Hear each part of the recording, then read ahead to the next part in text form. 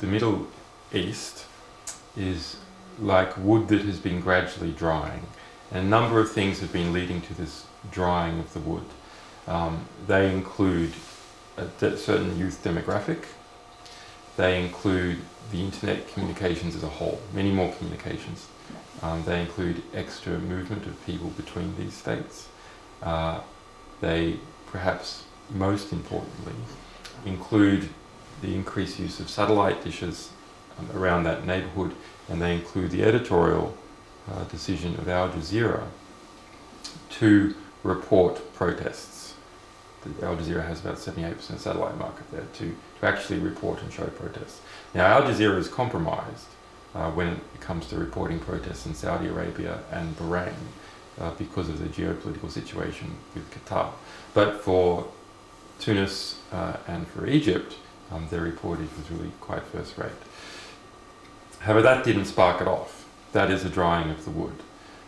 What appears to have sparked it off is that we published cables about those countries, many of them, and they were published in a newspaper, Arabic newspaper called Al Akbar in Lebanon, in Arabic. And then they were also picked up by Tunis Leaks, a Tunisian sort of Wikileaks clone that tries to promote our material, and translated into French.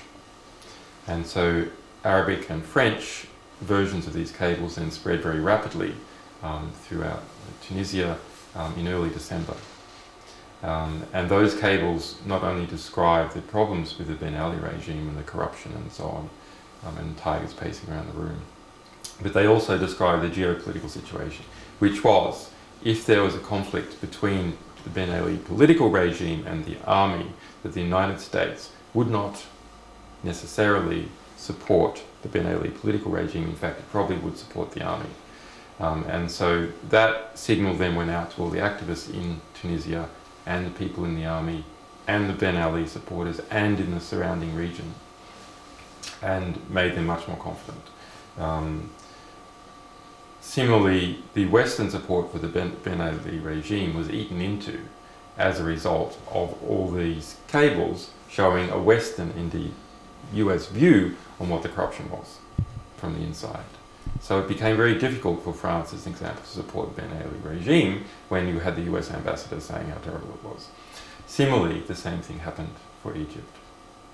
An Egyptian newspaper in December started publishing cables that had come from us, and although it was a little bit constrained and had to really just only concentrate on what was happening in the Sinai and couldn't attack Mubarak directly, there were important things coming out. And Suleiman, who was the sort of, remember when the Egyptian regime was starting to fall, you had a situation where Mubarak was politically tainted, and everyone realized they'd have to have a new sort of cover. And the new cover chosen by the US and Israel was, and Mubarak, was Suleiman, the former head of intelligence. Quite a terrible individual. And so we pumped out lots of information about Suleiman. It's not that those individuals, like Suleiman, were not known domestically to be bad news, but rather it was proof internationally that he was bad news, and as a result it became untenable for the State Department to publicly support Suleiman and publicly support Mubarak when their own cables had said how terrible they were. And similarly for supporting Western Europe, so that support was eclipsed away, and this whole region is in a dynamic where these various dictators support each other. And this sort of publishing and the internal protests in Jordan, Yemen, all over the place, cause those regimes to turn inwards and direct their attention to their domestic concerns, as opposed to what they normally do, which is propping up favoured dictators. In the Middle East, we're seeing some dictators fall. In other places, we are seeing tremendous concessions that are being extracted.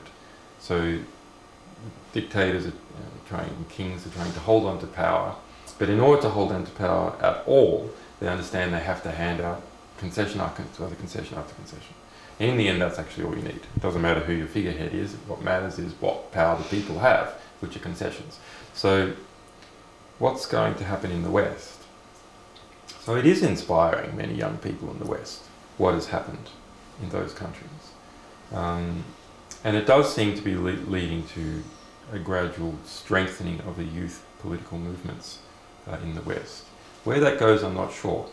But the West is more, because of this complexity and sophistication of its political structure, it's easier for it to hand out concessions.